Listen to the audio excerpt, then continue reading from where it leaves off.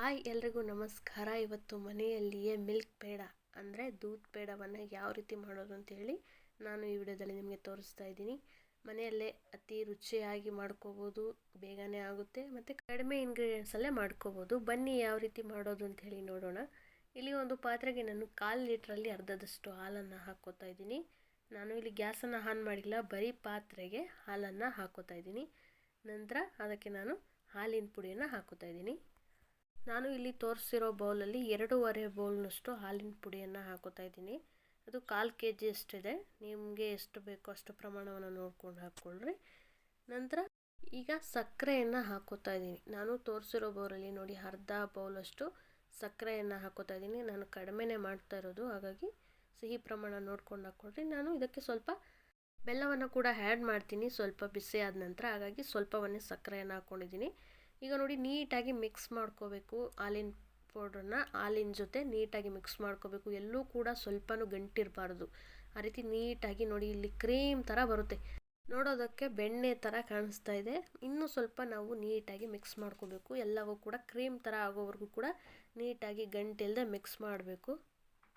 ಹಾಲಿನ ಪ್ರಮಾಣ ನೋಡಿಕೊಂಡೇ ಹಾಕೋಬೇಕು. ತುಂಬ ತೆಳ್ಳಗೆ ಮಾಡ್ಕೋಬೇಡಿ, ಚೆನ್ನಾಗಿ ಬರೋದಿಲ್ಲ. ಬೇಯ್ತಾ ಬೇಯ್ತಾ ತೆಳ್ಳಗಾಗಿಬಿಟ್ರೆ ಜಾಸ್ತಿ ಹೊತ್ತು ಬೇಯಿಸ್ಬೇಕಾಗುತ್ತೆ ಮತ್ತು ಸೀದೋಗ್ಬಿಡುತ್ತೆ. ಸ್ವಲ್ಪ ಹಾಲಿನ ಪ್ರಮಾಣ ಕಡಿಮೆನೇ ಇರಲಿ.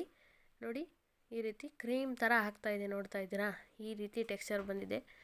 ಬಿಸಿ ಮಾಡದೆ ಮೊದಲೇ ಈ ರೀತಿ ಕಲಿಸ್ಕೋತಾ ಇದ್ದೀನಿ, ಯಾಕಂದರೆ ಬಿಸಿಗಿಟ್ರೆ ಎಲ್ಲ ಕೂಡ ಸೀದೋಗ್ಬಿಡುತ್ತೆ, ಬೇಗ ಎಲ್ಲ ತಳ ಹಿಡಿದ್ಬಿಡುತ್ತೆ, ನಾವು ಬೇಯಿಸೋದಕ್ಕಾಗೋದಿಲ್ಲ. ಹಾಗಾಗಿ ಮೊದಲೇ ಈ ರೀತಿ ಮಿಕ್ಸ್ ಮಾಡಿಕೊಂಡು ಬೇಯಿಸ್ಕೊಂಡ್ರೆ ಆಗ ತಳ ಹಿಡಿಯೋದಿಲ್ಲ, ಪರ್ಫೆಕ್ಟಾಗಿ ಬರುತ್ತೆ, ನೀಟಾಗಿ ಆಗುತ್ತೆ. ಹಾಗಾಗಿ ನಾನು ಮೊದಲೇ ಈ ರೀತಿ ಮಿಕ್ಸನ್ನು ಮಾಡ್ಕೊಂಡಿದ್ದೀನಿ.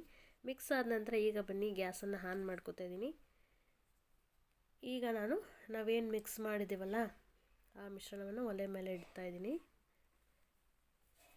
ಈಗ ಕೈ ಬಿಡದೆ ನೀವು ಮಿಕ್ಸ್ ಮಾಡಬೇಕಾಗುತ್ತೆ. ಸ್ವಲ್ಪನೂ ಕೈ ಬಿಟ್ಟರೆ ತಳನೂ ಹಿಡಿಯುತ್ತೆ ಮತ್ತು ನೀಟಾಗಿ ಮಿಕ್ಸ್ ಆಗೋದಿಲ್ಲ, ಗಂಟಾಗ್ಬಿಡುತ್ತೆ. ನೀವೇನಾದರೂ ಹೊಸಬ್ರಾಗಿದ್ದರೆ ನಮ್ಮ ಚಾನಲನ್ನು ದಯವಿಟ್ಟು ಸಬ್ಸ್ಕ್ರೈಬ್ ಮಾಡ್ಕೊಳ್ಳಿ. ಈಗ ಬನ್ನಿ ಸ್ವೀಟು ನೋಡಿ ಈ ರೀತಿ ನಾನು ಮಿಕ್ಸ್ ಮಾಡ್ಕೋತಾ ಇದ್ದೀನಿ. ಒಲೆ ಮೇಲಿದೆ, ಈ ರೀತಿ ಬೇಯ್ತಾ ಇದೆ. ಕಡಿಮೆ ಉರಿ ಇಟ್ಟಿದ್ದೀನಿ, ಸಿಮ್ಮಲ್ಲಿ ಇಟ್ಟಿದ್ದೀನಿ, ಹಾಗಾಗಿ ನಿಧಾನಕ್ಕೆ ಬೇಯ್ತಾ ಇದೆ. ಈಗ ಸ್ವಲ್ಪ ಬೆಂದ ನಂತರ ನಾನು ತುಪ್ಪವನ್ನು ಹಾಕ್ಕೊತಾ ಇದ್ದೀನಿ. 2 ಟೇಬಲ್ ಸ್ಪೂನಷ್ಟು ತುಪ್ಪವನ್ನು ಹಾಕ್ಕೋತಾ ಇದ್ದೀನಿ. ತುಪ್ಪವನ್ನು ಹಾಕ್ಕೊಂಡು ನೀಟಾಗಿ ಮಿಕ್ಸ್ ಮಾಡ್ಕೋಬೇಕು. ತುಪ್ಪ ಎಲ್ಲದಕ್ಕೂ ಕೂಡ ಸ್ಪ್ರೆಡ್ ಆಗೋ ರೀತಿ ಮಿಕ್ಸ್ ಮಾಡ್ಕೋಬೇಕು.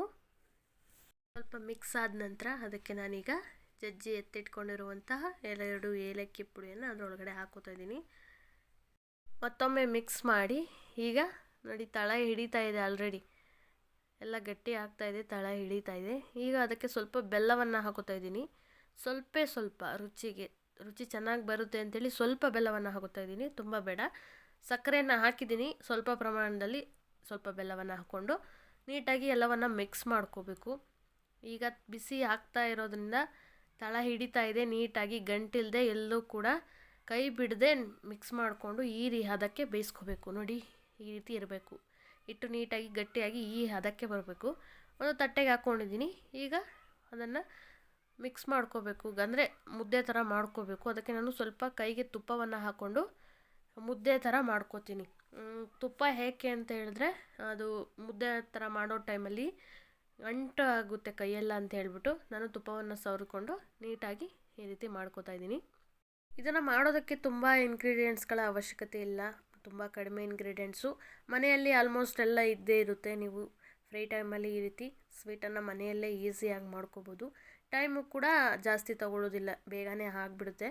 ನೋಡಿ ಈ ರೀತಿ ಮುದ್ದೆಯನ್ನು ಮಾಡಿಕೊಂಡು ನಾನು ಮತ್ತೆ ಈ ರೀತಿ ಉಂಡೆಯನ್ನು ತಗೊಂಡು ಈ ರೀತಿ ಮಾಡ್ಕೋತಾ ಇದ್ದೀನಿ. ನಿಮ್ಗೆ ಯಾವ ಶೇಪಲ್ಲಿ ಬೇಕೋ ಆ ಶೇಪಲ್ಲಿ ಮಾಡ್ಕೊಳ್ಳಿ. ನಾನು ಇದನ್ನು ರೌಂಡ್ ಶೇಪಲ್ಲಿ ಮಾಡ್ಕೊತೀನಿ ಕೈ ಸಹಾಯದಿಂದ. ತುಪ್ಪ ಹಾಕ್ಕೊಂಡಿದ್ದೀನಿ ಕೈಗೆ, ಅಥವಾ ನೀರು ಹಾಕ್ಕೊಬೋದು. ಸ್ವಲ್ಪ ಟೇಸ್ಟ್ ಕಡಿಮೆ ಆಗುತ್ತೆ, ಬೇಡ ಅಂತ ನೀರು ಥರ ಆಗಿಬಿಡುತ್ತೆ ಸ್ವೀಟ್ ಮೇಲೆಲ್ಲ ಅಂದ್ಬಿಟ್ಟು ತುಪ್ಪವನ್ನೇ ಹಾಕ್ಕೊಂಡು ಈ ರೀತಿ ರೌಂಡ್ ಶೇಪ್ ಮಾಡ್ಕೊತೀನಿ. ತುಂಬಾ ಬಿಸಿ ಇದ್ದಾಗ ಮಾಡೋಕ್ಕೆ ಹೋಗಬೇಡ್ರಿ, ಕೈ ಸುಡುತ್ತೆ. ಸ್ವಲ್ಪ ಆರಿದ ನಂತರ, ನಮಗೆ ಕೈಯಲ್ಲಿ ಮುಟ್ಟೋಕ್ಕಾಗಬೇಕು ಅಷ್ಟು ಆರಿದ ನಂತರ ನಾವು ಈ ರೀತಿ ಮಾಡ್ಕೋಬೇಕಾಗುತ್ತೆ. ತುಂಬ ಆರಿದ ಮೇಲೂ ಮಾಡಬೇಡ್ರಿ, ಗಟ್ಟಿ ಆಗಿಬಿಡುತ್ತೆ. ಹಾಗಾಗಿ ಸ್ವಲ್ಪ ಬಿಸಿ ಇದ್ದಾಗಲೇ ಈ ರೀತಿ ರೌಂಡ್ ಶೇಪಲ್ಲಿ ಮಾಡಿ ನೋಡಿ ಈ ರೀತಿ ಎತ್ತಿಟ್ಕೊಂಡಿದ್ದೀನಿ. ಈಗ ನಾನು ಅದಕ್ಕೆ ಡ್ರೈ ಫ್ರೂಟ್ಸನ್ನು ಮೇಲೆ ಹಾಕೋತಾ ಇದ್ದೀನಿ. ನಿಮಗೆ ಯಾವ ಡ್ರೈ ಫ್ರೂಟ್ಸ್ ಇಷ್ಟನೋ ಅದನ್ನೇ ಹಾಕ್ಕೊಳ್ಳಿ. ನಾನು ಇಲ್ಲಿ ಬಾದಾಮಿ, ಪಿಸ್ತಾ ಮತ್ತು ಗೋಡಂಬಿ 3 ಕಟ್ ಮಾಡಿ ಈ ರೀತಿ ಮೇಲೆ ಇಟ್ಕೊಂಡಿದ್ದೀನಿ. ಈಗ ರೆಡಿ ಆಯಿತು ನೋಡಿ ಮಿಲ್ಕ್ ಪೇಡ. ನೀವು ಕೂಡ ಮನೆಯಲ್ಲಿ ಮಾಡಿ, ತುಂಬಾ ಚೆನ್ನಾಗಿರುತ್ತೆ ರುಚಿ ಅಂತೂ.